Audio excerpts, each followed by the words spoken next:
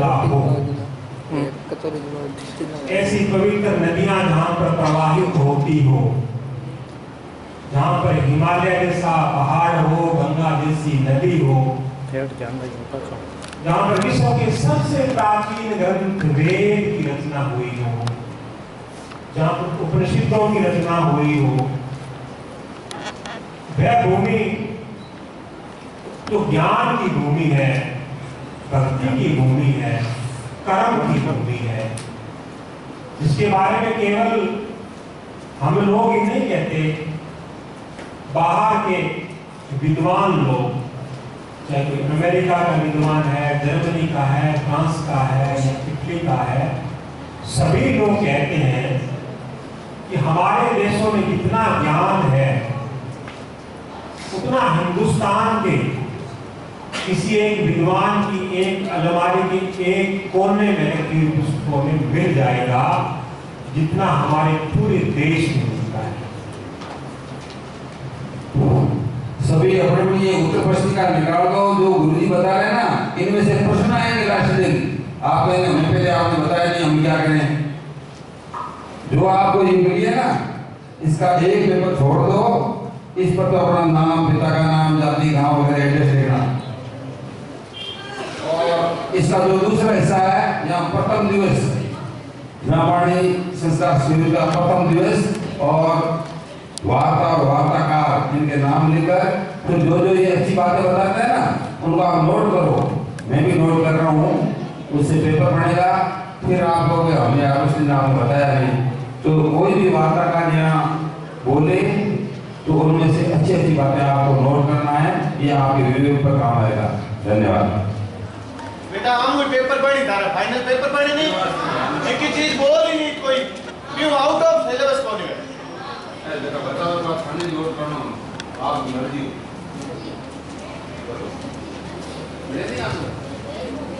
हो गया।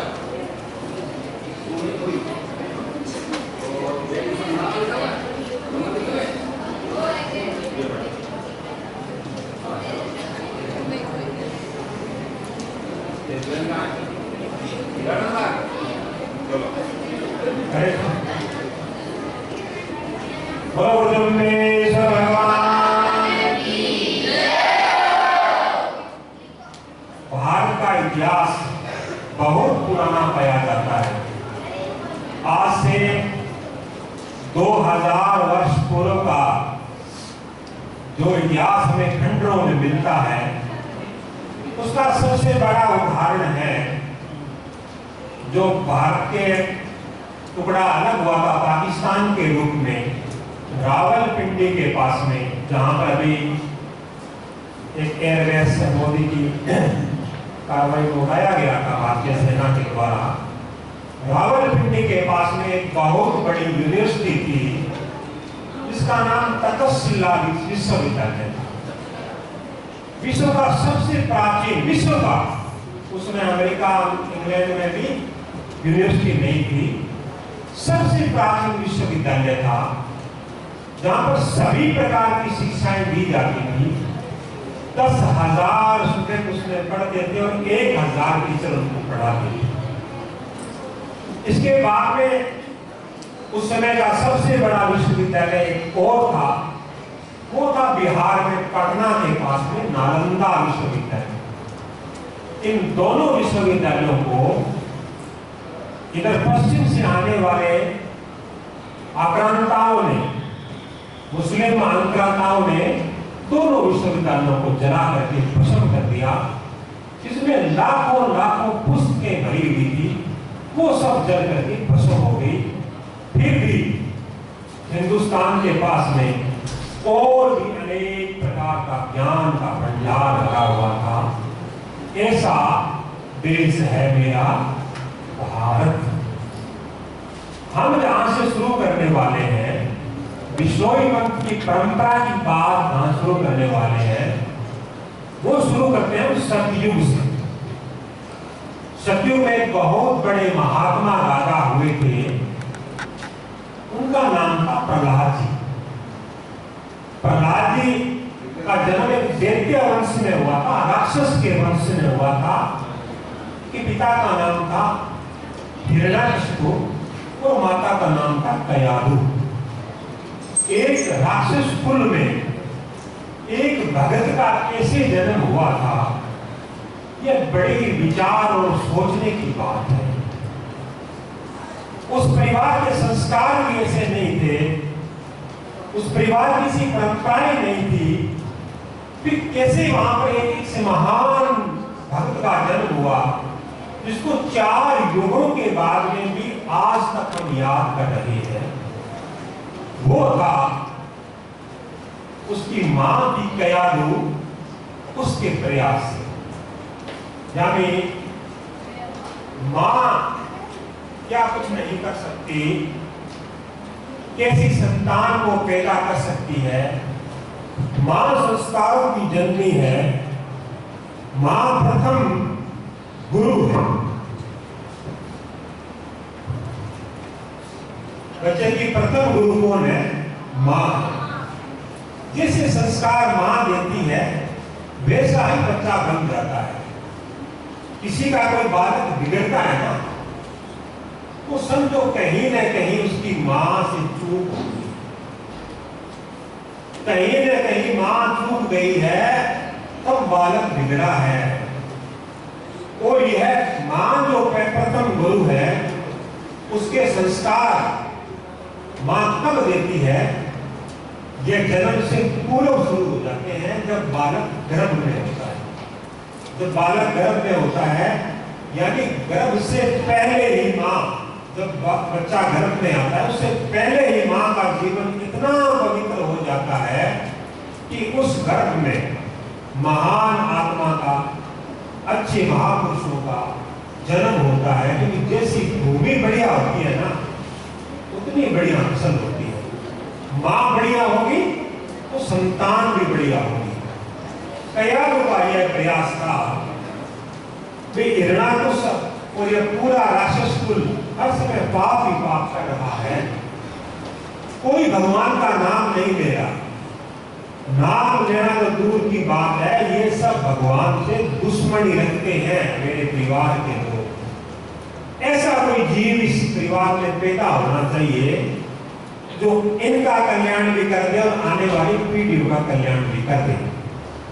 ऐसा संकल्प करके कयाधु ने संकल्प किया, तो उसके गर्भ में ऐसी महान आत्मा आकर प्रविष्ट हुई। और गर्भ में आने के बाद में भी कयाधु नारद जी की शरण में, नारद जी के आश्रम में गई और रोज क्या करती? अच्छे अच्छे शास्त्रों का अध्ययन करती, सुनती संतों से, सत्संग सुनती, प्रवचन सुनती। वो सारे संस्कार जो मां सुन रही है, वो गर्भ में बच्चे के ऊपर अमिट रूप से अपनी छाप छोड़ रहे हैं। यह था मां का पहला संस्कार का विद्यालय जब बच्चा गर्भ में होता है। उसके बाद में जब बच्चा जन्म लेता है, उसके बाद में उसका दूसरा विद्यालय शुरू होता है। और पग पग पर मां बच्चे के संस्कारों की रक्षा करती है, संरक्षण करती है, संवर्धन करती है। और इसी प्रकार जब बच्चा प्रहलाद जी के रूप में पैदा हुआ, पैदा होने के बाद में एक बार छोटा सा बच्चा नगर में घूम रहा था, एक घर के सामने से निकला तो उसे आवाज आई, राम राम राम राम राम, ऐसे कुछ कर रहा। प्रहलाद जी ने सोचा पूरे हमारे राज्य में हिरण्याकुश के डर से कोई भगवान का नाम नहीं लेता, इस घर में भगवान के नाम की बात कैसे आ रही है। प्रहलाद जी ने अंदर जाकर के देखा तो एक बुढ़िया औरत जो कुमारी थी, श्रिया देव नाम था उसका, वो बेटी राम राम कर रही थी। प्रहलाद जी ने कहा, तुम राम राम कैसे कर रही हो, तुम्हें मेरे बाप से डर नहीं लगता? श्रिया देव कुमारी ने कहा, तुम्हारे बाप का भी एक बाप और है, उसका नाम मैं ले रही हूँ। और क्यों ले रही हूँ? क्योंकि हम कुम्हार हैं और अपने बर्तन पकाने के लिए जो न्यायी हमने यहाँ पर आग उसमें डाली है, एक घड़े में बिजली के बच्चे रह गए और वह बड़ा भारी पाप लगेगा वो बच्चे मर गए थे, इसलिए मैं भगवान से प्रार्थना करती हूँ कि बच्चों की रक्षा करो। प्रहलाद जी ने कहा, इतनी भयंकर ज्वाला लपटें निकल रही है न्याय से, इसमें घड़े मिट्टी के ये पक जाएंगे और बच्चे बन जाएंगे, कैसा हो सकता है? सिरिया ने कहा कि भगवान चाहेंगे तो ऐसा ही हो जाएगा, तुम जब ये हमारी न्याय पके तब आ जाना, देख लेना। जब न्याय पकी, सिरिया ने प्रहलाद को बुलाया, सब बटनों घड़ों को अलग किया, लास्ट में बीच में एक घड़ा रखा हुआ था, वो पका नहीं था, वो कच्चा था, और उसमें उन बिल्ली के बच्चे थे, वो जीवित थे। ऐसा चमत्कार देख करके प्रहलाद को विश्वास हो गया कि कहीं न कहीं कोई ऐसी शक्ति है तो हर समय हम सबकी रक्षा करती है, और वो मेरे बाप से बड़ी है। जो मेरा बाप अहंकार कर रहा है कि मैं भगवान हूँ, उससे बड़ी भी शक्ति है। उसी दिन प्रहलाद ने संकल्प कर लिया, प्रण कर लिया कि मैं आज के बाद उस शक्ति की उपासना करूंगा।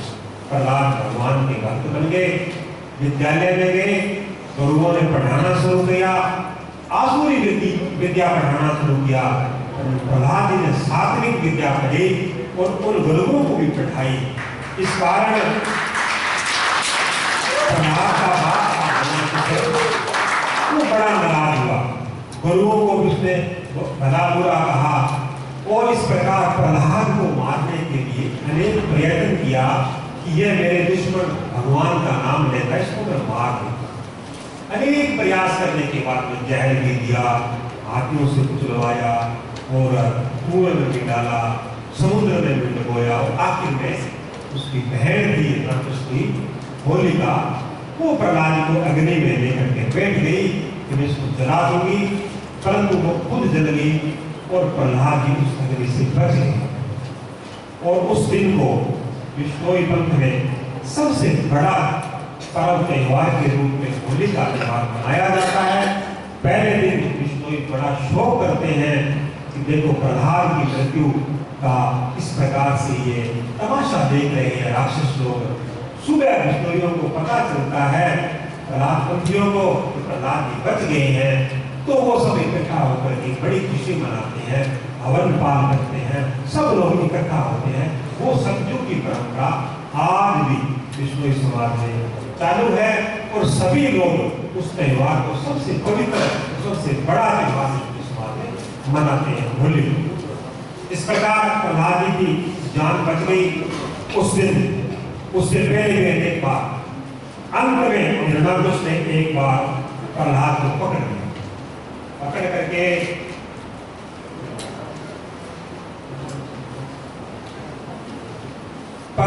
कहा भी आज मैं अपने हाथों से तेरे को मारूंगा। प्रहलाद डरा नहीं, बिल्कुल भय नहीं हुआ, मरने का डर नहीं है भगत को, सह लिया हुआ मरण भय भागा। जानो जी ने अपने शब्दों में कहा है, जो मेरा भक्त है उसको मृत्यु का डर नहीं है। प्रहलाद जी को खंभे से बांध दिया गया, हिरण्यकश्यप तलवार लेकर के कहने लगे, आज मैं तेरा सिर इस तलवार से उड़ा दूं, बता तेरा भगवान का है जो तेरी रक्षा करने वाला है। प्रहलाद जी ने कहा, वो सब जगह पिताजी, आप में भी है, मेरे में भी है, और सब जो सर्वत्र दिखाई दे रहा है सब जगह भगवान है।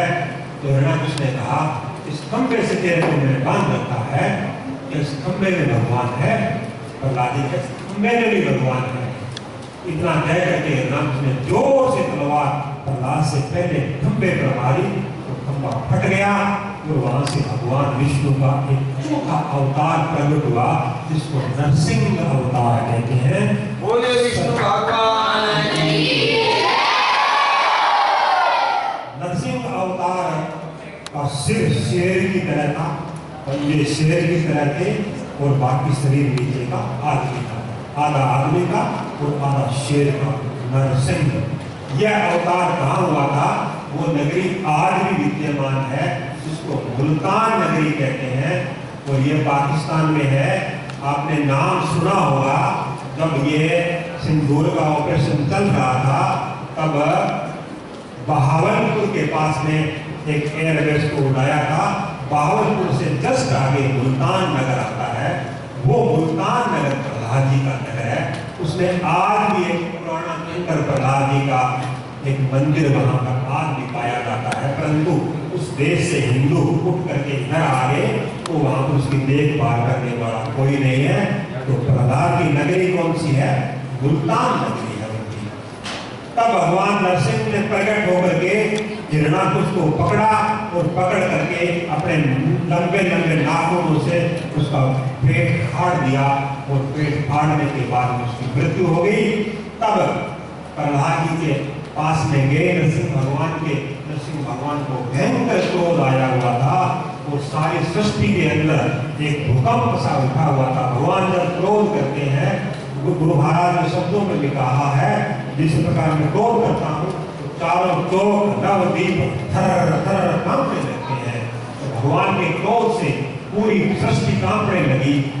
लक्ष्मी आदि सब देवता आदि ब्रह्मा आदि शंकर भगवान सभी भयभीत हो गए। तब प्रहलाद जी निर्दय होकर के भगवान के पास गए। भगवान ने बड़ा ही प्यार से प्रहलाद के माथे पर हाथ रखा। छोटा सा बालक प्रहलाद था। भगवान ने कहा कि तो बहुत कष्ट हुए और मेरे आने में देरी हो गई, मेरे को क्षमा कर। भगवान अपने भगत से क्षमा मांग रहे हैं। तो प्रहलाद जी ने कहा, भगवान मैंने तो कष्ट का कभी अनुभव ही नहीं किया, आपकी जैसी लीला थी उसी के अनुसार मैं तो जीवन जी रहा था। जैसी आप कष्ट या सुख या दुख जो दे रहे थे वो तो आपका प्रसाद है, उसको मान रहा था मैं। तो प्रहलाद जी ने कभी नहीं कहा कि मेरे को कष्ट है। तब भगवान ने कहा, प्रहलाद जी भगवान मानो। तब प्रहलाद जी ने कहा, हे भगवान, जो मेरा बाप है इसने कभी भी आपका नाम नहीं लिया, आपसे दुश्मनी रखी, इसको आप इसका कल्याण करो। तो भगवान ने कहा, जिस घर में तेरे जैसे भगत पैदा होते हैं उस घर की 21 पीढ़ियां कर जाती है। वो तो एक पीढ़ी की बात कर रहा है। और प्रहलाद आने वाले युगों में 4 युगों में तेरा और मेरा नाम लेकर के जो भजन करेंगे वो सब गिर जाएंगे। आज भी विष्णोई पंथ के लोग नरसिंह अवतार को और प्रहलाद जी को याद करते हैं। प्रहलाद जी को वचन दिया था भगवान नरसिंह ने कि आने वाले 4 युगों में भी जब जब तेरा और मेरा चरित्र जो लोग पढ़ेंगे प्रहलाद चरित्र के रूप में, आज भी हम होली के दिन भगवान का चरित्र पढ़ते हैं। इस प्रकार सतयुग में प्रहलाद जी के लिए भगवान ने चौथा अवतार नरसिंह के रूप में धारण किया। और तब प्रहलाद के साथ में 33 करोड़ लोग भगवान का भजन कर रहे थे। तब भगवान को प्रहलाद जी ने कहा कि इन सब 33 करोड़ लोगों को अपनी शरण में ले दो।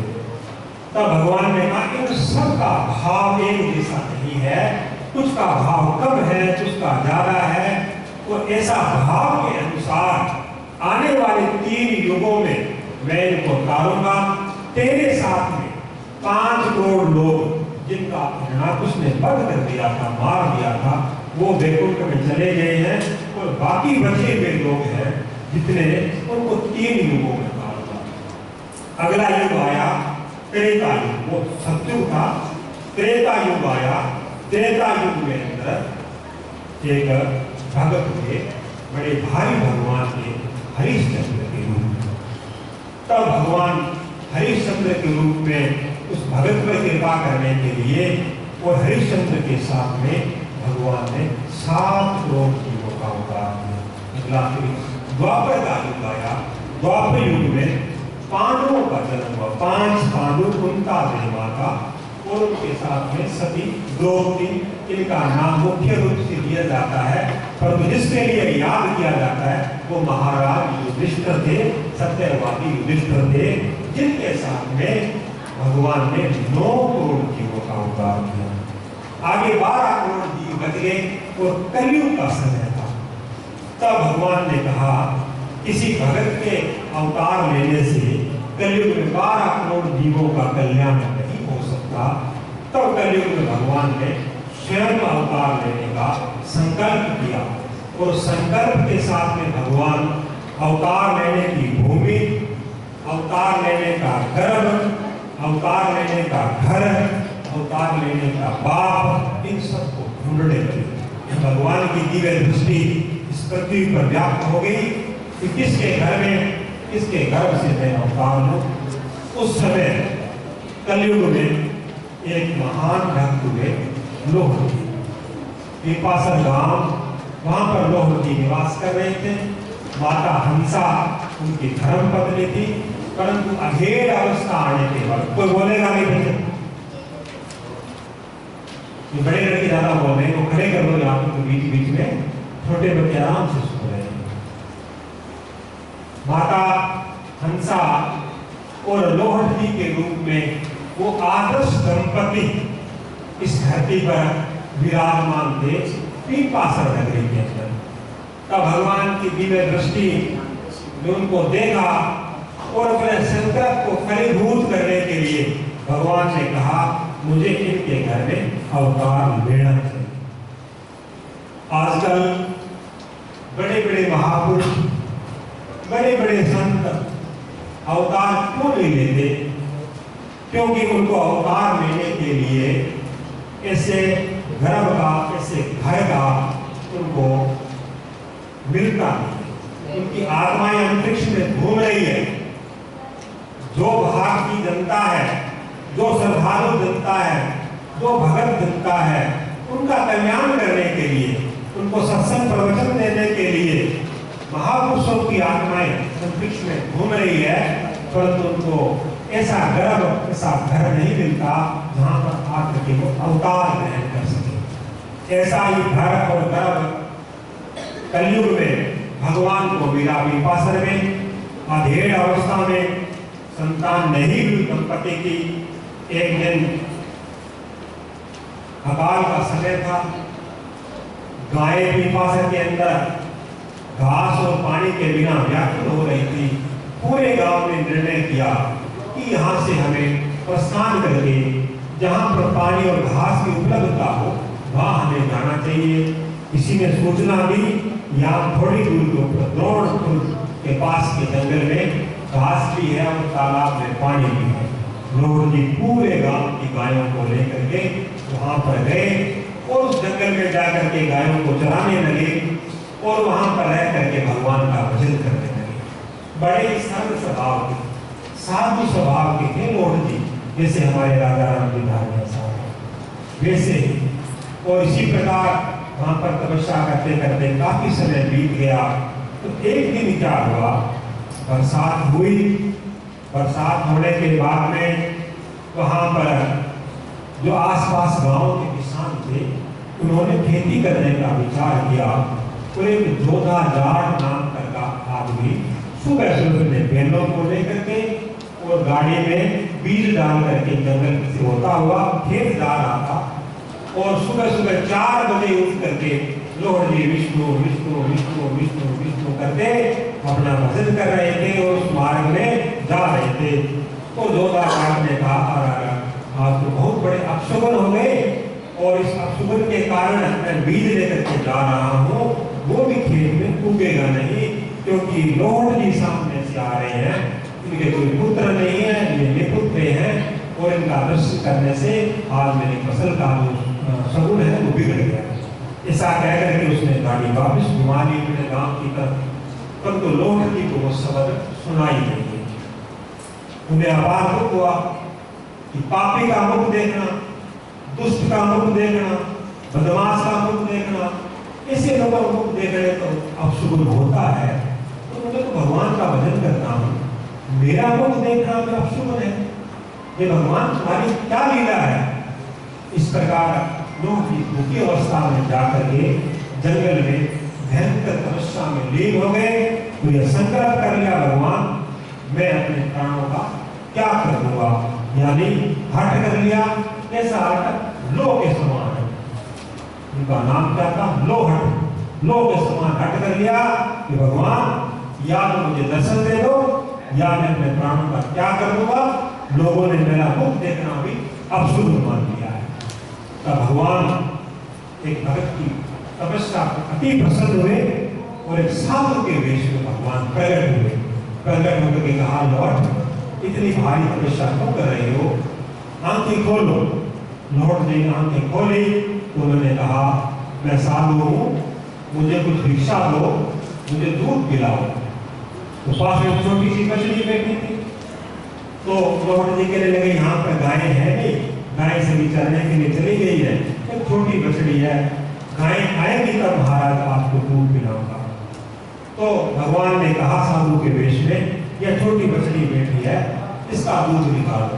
क्या भगवान ने छोटी बछड़ी, इसका दूध कैसे निकलेगा? भगवान ने कहा अपना पात्र इसके नीचे करो और यह दूध से भर दे। वैसा ही हुआ, छोटी बछड़ी का दूध से पात्र भर गया। तो भगवान ने कहा यह पात्र है, इस दूध को ग्रहण करो।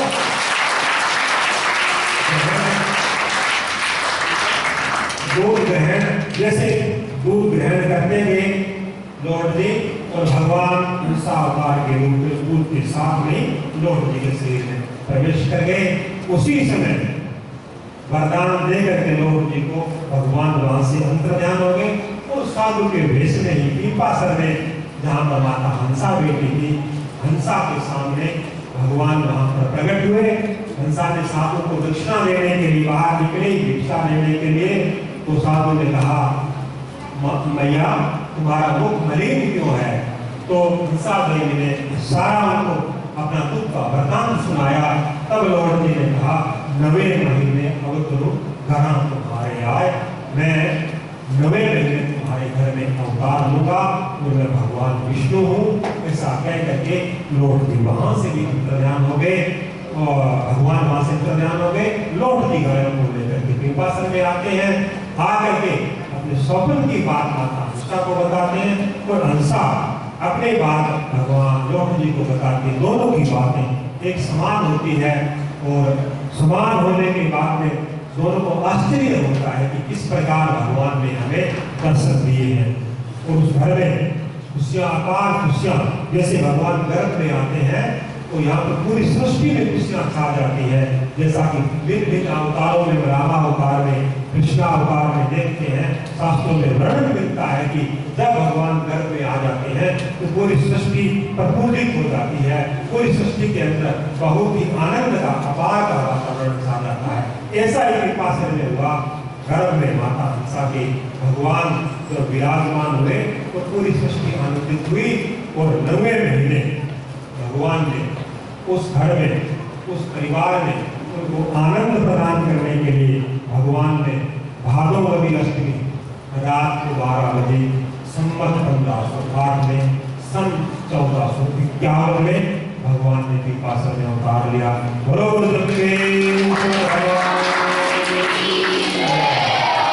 लिखिए बेटा।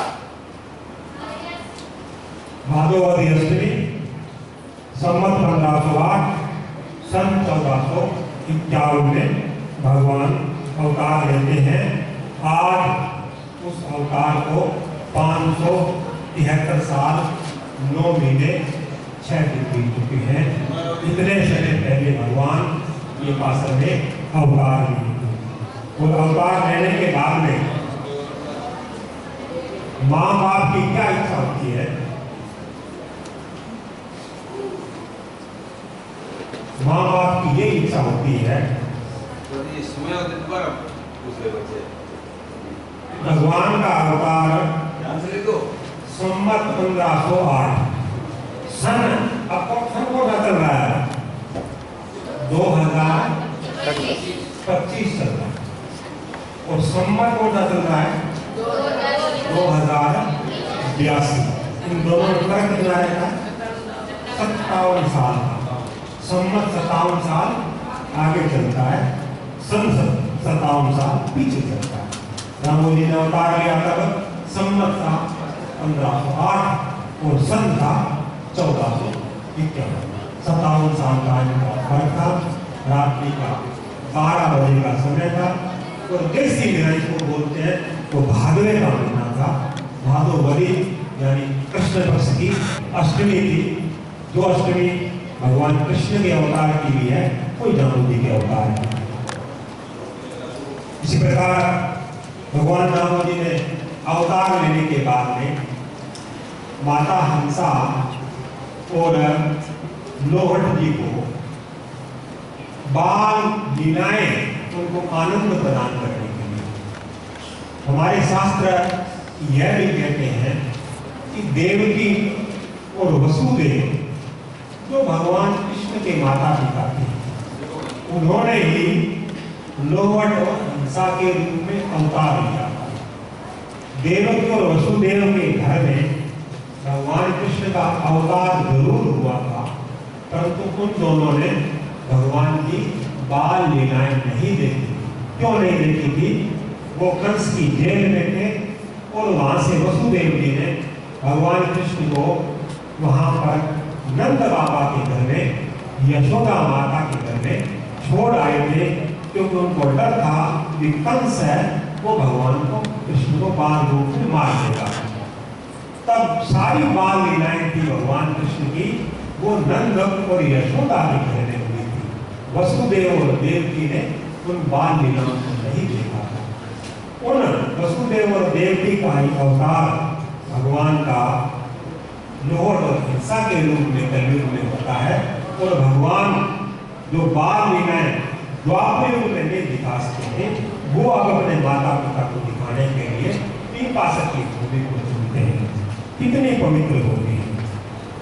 रोड़ो जी कुंवर ठाकुर गांव के कुंवर गोत्र, इतना बड़ा वंश उनका, ठाकुर और उनके बेटे लोहट जी, उनके एक और बेटे थे पुल जी, उनकी एक बेटी थी कांतु, उन 3 बच्चों के बाप रोहन जी पिपासर में ठाकुर की गद्दी पर थे। सबसे बड़े बेटे लोहट जी, लोहट जी के बाद में गांव के ठाकुर बने थे। और बड़ा परिवार था, गांव का ठाकुर परिवार था, गांव का शासक परिवार था। और उसके बाद में जैसे ही दामोजी का जन्म हुआ, तो दामोजी के जन्म का मतलब था लोहट जी के बाद में गांव के ठाकुर कौन बनेंगे? जो लोहट जी का पुत्र है वही ठाकुर बनेगा। तो पूरा गांव सम्मान की दृष्टि से परिवार को देखता था। अब भगवान की बाल लीलाएं शुरू होती है। वो बाल लीलाएं जो हंसा और लोहट जी को आनंद प्रदान करने वाली थी, हमें भी आनंद प्रदान करेगी। उनके जन्म के 574 साल 9 महीने 6 दिन बाद में हम उन लीलाओं को गा रहे हैं, हम उन लीलाओं को सुन रहे हैं। भगवान की लीलाएं क्यों गाई जाती है, भगवान की कथाएं क्यों की जाती है? यह शास्त्रों में लिखा है कि जो भगवान की लीलाओं को गाता है, जो भगवान की लीलाओं को सुनता है, उनके पाप नष्ट हो जाते हैं। पाप नष्ट करने का एकमात्र उपाय है भगवान की लीलाओं का गायन और भगवान के नाम का स्मरण करना। तो भगवान के नाम का स्मरण हर समय विष्णु विष्णु विष्णु विष्णु विष्णु रूप में करते रहे, और जो भी भगवान की लीलाएं हुई है उन लीलाओं को गाते रहे, सुनते रहे। इससे जीवन का कल्याण होता है। इसके सबको पता है, जो बातें मैं बता रहा हूँ आप सबको पता है, आपने अनेक बार सुनी है, हमारे शास्त्रों में भी पाई जाती है। संत लोग कथाएं करते हैं, वो भी बातें हमें पता होती है, परंतु बार बार उनको क्यों सुना जाता है? क्योंकि वो पतित पावनी है, वो पापों का नाश करने वाली है। इस प्रकार गंगा में स्नान करने से पापों का नाश होता है, इसी प्रकार भगवान की भक्ति गंगा में स्नान करने से भी पापों का नाश होता है। भगवान के जन्म लेने के बाद में, किसी भी बच्चे के जन्म लेने के बाद में एक प्रमुख एक क्रिया होती है, इसको क्या कहते हैं? उसको जन्म घूटी दी जाती है। और जन्म घूटी भी एक ऐसे आदमी के द्वारा दी जाती है या ऐसी औरत के द्वारा दी जाती है जो बहुत ही चतुर होती है, बहुत ही शानी होती है या शाना होता है। तो पूरे गांव में या कुटुंब में या परिवार में सबसे बढ़िया बुद्धिमान समझा जाता है, उसके द्वारा वो जन्म घूटी दी जाती है। जन्म घूटी क्या होता है?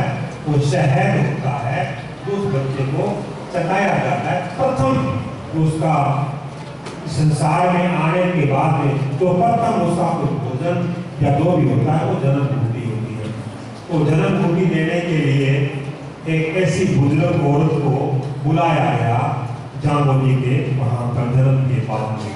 तो क्या हुआ, जैसे भी वो तो जामोदी ने जन्म लेने के समय एक संकल्प किया था कि मैं इस धरती पर जब तक रहूंगा तब तक कुछ भी खाना पीना नहीं करूंगा, कुछ भी आहार नहीं करूंगा, ना कोई पानी पीऊंगा ना खाना खाऊंगा, बिल्कुल निराहार रहूंगा जब तक वो धरती पर है।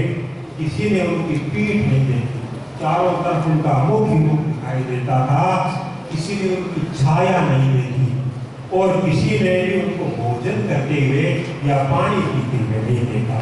इसी प्रकार जब वो बुढ़िया आकर के गुरु दामोदी महाराज को वहाँ पर जन्म भूमि देने लगी तो दामोदी ने कहा कि मेरा तो संकल्प है कुछ भी ना खाने पीने का। तब बहुत प्रयत्न करने के बाद में भी वो बुढ़िया दामोदी को भूमि नहीं दे पाई। कभी यहाँ पर हाथ लगे, कभी ठोड़ी पर हाथ लगे, कभी पेट पर हाथ लगे, पर तो मुंह की तरफ उसका हाथ नहीं गया। ये दामोदी का प्रथम चमत्कार था जो भक्तों का कल्याण करने के लिए दामोदी महाराज दिखा रहे थे। एक दिन जब दामोदी महाराज 6 महीने के थे तब एक दिन अकस्मात वो गायब हो गए और बहुत ढूंढने के बाद में भी जो नहीं मिले। लोहड़ जी परेशान हो गए, माता हंसा परेशान हो गई। लोहड़ जी बाहर बैठे थे, एकदम से बुला करके लाई कि देखो देखो बच्चा गायब हो गया।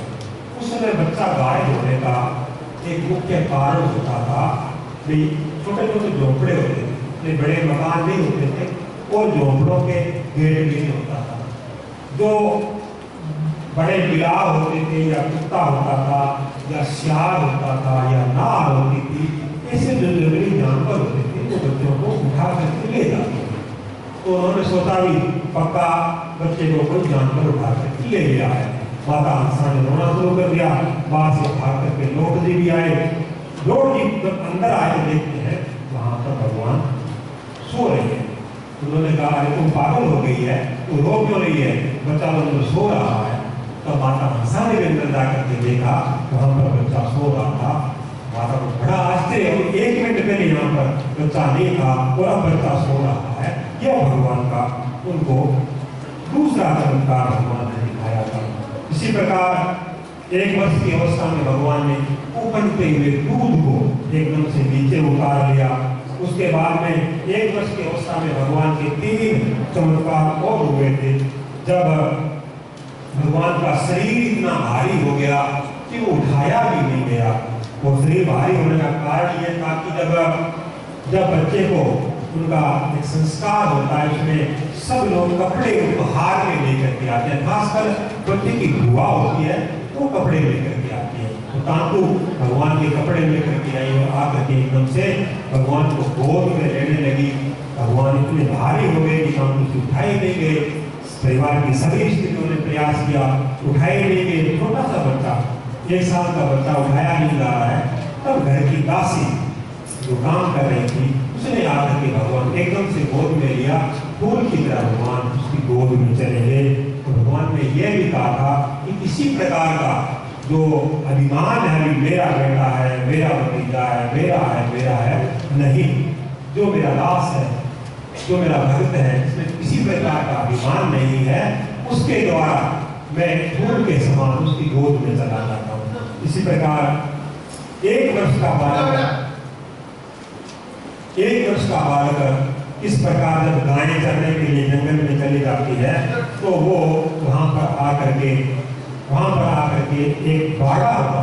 गायें जंगल में चलेगी, छोटे छोटे बछड़े होते थे वो घर पर रहते थे और घर के एक बाड़े में उनको वहां पर रखा जाता था।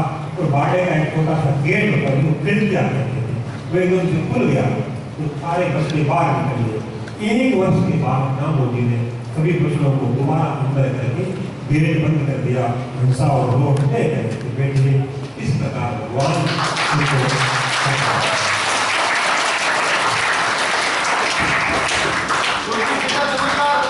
याद आया, कितना बता दिया, अगली चीज पर्सन बना दिया, राम जी लिख दिया मेरा पर्सन बन गया। तुम लिखते रहो, आपके लास्ट में पूछे जाएंगे। भगवान 2 वर्ष के हुए तब एक इसमें संस्कार होता था, आज भी होता है, कर्णवेद संस्कार होते हैं, इसमें कान को बिगाड़ा जाता है, कान में मुर्गी डाली जाती है, वो एक संस्कार होता था। और आज डॉक्टर भी कहते हैं कि ये संस्कार करवाना चाहिए, यहाँ पे नाड़ी होती है उसको बेचना जरूर, स्वास्थ्य के लिए अच्छा। तो गांव में एक सुनार था, वो आकर के वो सोने का लेकर आया और भगवान का कान बीतने लगा। पर कर्णवेद संस्कार भगवान का शरीर था, वो कोई इन पंच तत्वों से नहीं बना था, इन पंच तत्वों से हमारा शरीर बना है। यह पंच तत्व हमारे मरने के बाद में पांचों तत्वों मिल जाते हैं। इसी प्रकार भगवान का शरीर इन पांच तत्वों से अलग था। उसने बहुत प्रयास किया, परंतु उसका हाथ हवा में जा रहा था, भगवान को स्पर्श नहीं कर पाया, वो कर्णवेद भगवान का नहीं कर पाया। तब उसने नमस्कार करके वहां से प्रस्थान किया। इसी प्रकार भगवान 4 वर्ष की अवस्था में थे, तब अपने साथ के हम उम्र बालकों के साथ में खेल खेल रहे। उसमें एक खेल होता था सिंह बकरी का खेल। उसमें एक बच्चा शेर बनता, बाकी बकरियां बनती, और वो छिप जाती बकरियां और शेर उनको ढूंढता था। इसी प्रकार भगवान की बारी आई, आपको शेर बनना है, बाकी सब दूसरी बच्चे बकरियां बनेंगे। तो बच्चे छिप गए दूसरे, भगवान सचमुच में शेर बन गए। शेर बन गए तो दूसरे बच्चे डर गए, डर करके उन्हें घरों को भागे कि वो लोट जी का जो बालक है वो तो शेर बन गया है। सारा गांव दौड़ कर आया, उसने देखा कि हाँ वहाँ पर एक शेर बैठा है। तब गांव के लोग भी डर गए कि हमारे बच्चों को खा ले जाए। तब वो शेर जंगल की तरफ प्रस्थान कर गया और जंगल से लोट जी का छोटा सा बालक वहाँ से आ रहा है, ठुमक करता हुआ नगर में प्रवेश करता है। बड़ी आनंद की शांति है, पूरा नगर उनको आनंद के साथ देख रहा है, प्रणाम कर रहा है कि यह बालक साधारण नहीं है, यह तो कोई देव है। इस प्रकार भगवान का यह चमत्कार हुआ। उसके बाद में 5 वर्ष की अवस्था में जब भगवान विभिन्न प्रकार के चमत्कार दिखा रहे थे, तो उन चमत्कारों को देख करके गांव वाले लोग जी को कह रहे थे, अरे लोग तो पागल है। पागल क्यों है कि तेरा बच्चा है, इस पर कोई प्रेत का भूत का कोई ऐसा साया है जो इस प्रकार की ये हरकतें कर रहा है, और तू सोच रहा है कि ये कोई देवता है। ऐसा नहीं है, इसके अंदर कोई ऐसी शक्ति बड़ी हुई है, उसको तंग कर रही है। तो उसका इलाज क्यों नहीं करवाता? तब उस समय कोई डॉक्टर वगैरह नहीं होते थे, उस समय ये तांत्रिक लोग ज्यादा थे। तब एक तांत्रिक लोग आदमी को बुलाया गया, वहां पर लोग ने बुलाया, उसने आकर के वहां पर बड़े तंत्र विद्या की, कुछ जीवों की हत्या वहां पर की। जहां वो जी उसको बड़ी धिक्कार से फटकारा कि तुम दूसरों को ठीक करने के लिए किसी जीव को मार रहे हो, किसी जीव को मार करके किसी जीव का भला नहीं हो सकता। इस प्रकार जो आजकल बलि दी जाती है किसी को ठीक करने के, किसी का भला करने के लिए, जहाँ मोदी ने 550 साल पहले कह दिया था किसी जीव को मारने से किसी जीव का भला नहीं हो सकता, अभी उस जीव का बुरा ही होगा। उस तांत्रिक को भगवान ने फटकारा, 5 वर्ष की अवस्था में फटकारा था। उसके बाद में भगवान का यज्ञोपवीत संस्कार था। ये 2 संस्कार को होता था, जिसमें जनेऊ डाली जाती थी। और हमारे अब विष्णोई पंथ ने उस संस्कार को लगभग हम मान सकते हैं शुभ्रा संस्कार होता है। जब बच्चा 7-8 वर्ष का हो जाता है, वो कुछ पढ़ने वाला, लिखने वाला, समझने वाला हो जाता है, स्नान करके वो गुरु मंत्र का जाप कर सकता है, उसको शुभ्रा संस्कार किया जाता है। 7, 8, 9, 10, 11, 12 वर्ष तक, 4-5 वर्ष तक उसको शुभ्रा करवा देना चाहिए। शुभ्रा होने के बाद में ही वो पूर्ण रूप से विष्णोई होता है। उसका जप तप है, उसका ध्यान है, उसका दान है, वो सब क्रियाएं शुभ्रा होने के बाद उनकी फलीभूत होती है। इसलिए लूरा नहीं रहना चाहिए, आदमी को विष्णु पंथ में दीक्षित होकर के किसी साधु से शुभ्रा मंत्र ले लेना चाहिए। इसी प्रकार हरजी ब्राह्मण वहाँ पर नागो जी को यज्ञोपवीत जनेऊ डालने के लिए आए, परंतु वो नहीं डाल सके। बार-बार प्रयास करने के बाद में भी वो जनेऊ 2 ऊपर छोटा रह जाता था, और उनका प्रयास किसी ब्राह्मण का वो भी वहां पर व्यर्थ चला जाता है। तब भगवान की बाल लीलाएं यहाँ पर समाप्त होती है, और भगवान का वहां पर आगे गोचारण का आचरण होता है। जब उस समय की बात है, उसमें कोई विद्यालय वगैरह नहीं थे। बच्चों को एक शिक्षा देने के लिए परंपरागत ऐसी पद्धति नहीं थी कि विद्यालय स्कूल में भेजा जाए। लगभग सभी लोग अनपढ़ होते थे। कोई पुस्तकें, कोई ग्रंथ वगैरह भी कहीं नहीं मिलता था गाँव में। कोई ग्रंथ पढ़ने वाला दूर दूर से, नगरों से बुलाया जाता था, और वो भी कोई ब्राह्मण दूर से, काशी से, हरिद्वार से वो विद्या अध्ययन करके आता था। वो उसके पास ग्रंथ होता, वो एक पोथी होती थी। कोई 20-30 गाँव में एक पोथी होती थी, नगरों में एक आधी पोथी होती थी। वो लेकर के आकर की कथा करता या फिर कोई जो भी करता था। इस प्रकार ना विद्यालय थे, ना कोई पुस्तकें थी, ऐसा जमाना था। तो जाम्बू को जब लगभग वो 7 वर्ष की अवस्था के हुए, तो दूसरे बालक तो बोलो होते, कोई भी आवाज नहीं आनी थी। बेटा क्या बात है? हाँ बेटा। सफेद तो बोलना।